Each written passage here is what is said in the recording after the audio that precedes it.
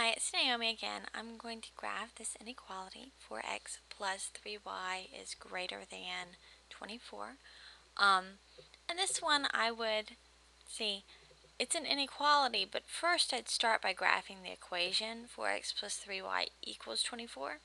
Now I know to graph the equation I can really just use any 2 points that make the equation true. But here, since it would be in standard form with the x and y on the same side, I would probably use the x and y intercept. So let's see.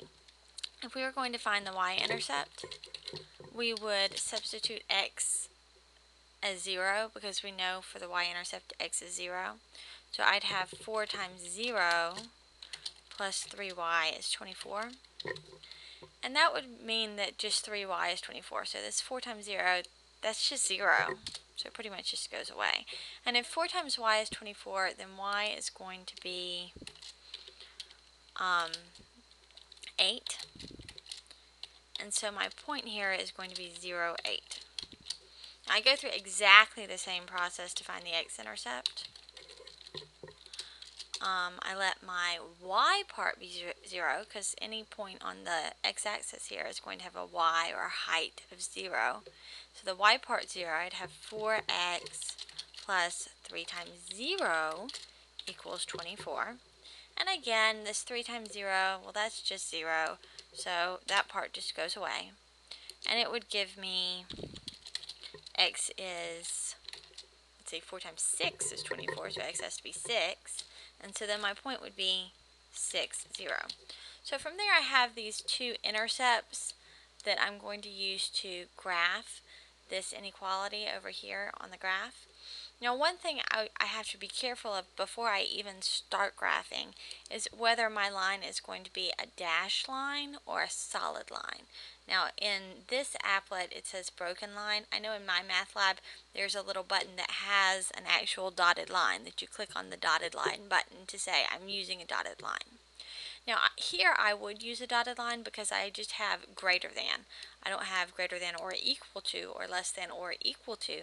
If anytime I have an equals or an or equals, I'm going to shade the line because the points on that line would make the inequality true. Now if I substituted this back in up here, it wouldn't make the inequality true. It's on the very edge of making it true. So if I put this back in, I'd have 24 plus 0 is greater than 24. Well, that's not true. 24 isn't bigger than 24. It's very close to being bigger, though, so it's the very edge of this shaded portion, and I do a dotted line to indicate that the points on that line are not part of the solution set. Okay, so I'm going to use a broken line. I'll start at 0, 8. It's over 0, up 8 right there. And then I'm going to go to the point 6, 0, and to go there from the origin, I go over 6 and up 0 right there. So now I have these 2 points, and I have to figure out which way to shade. Either this entire side is points that makes this inequality true, or this other entire side is points that make this inequality true. Because we know this is the edge, it's either this side or it's this side that is actually the solution set. So I have to figure out which side, and I can do that just by picking a random point and substituting it back in for x and y. So I might pick this point 0, 0 right there. It's an easy point, that's why I pick it. And that would give me 4 times 0 plus 3 times 0 is bigger than 24. Well, that's 0 plus 0. Is 0 plus 0 bigger than 24? No, 0 is less than 24. So this point does not make this inequality true, and that tells me this whole side doesn't make this inequality true. Since this entire side doesn't make the inequality true, I'm going to shade the other side. Shade there. Oop, all of it. And if I wanted to, I could check a point over there. So I could say, oh, well, it looks like 4 4s should make it true, does it? And I'd put it in, I'd see, yes, it does make it true. So you can use a few extra points to check if you need to. Okay, that's how you do this. I hope this helps. Bye.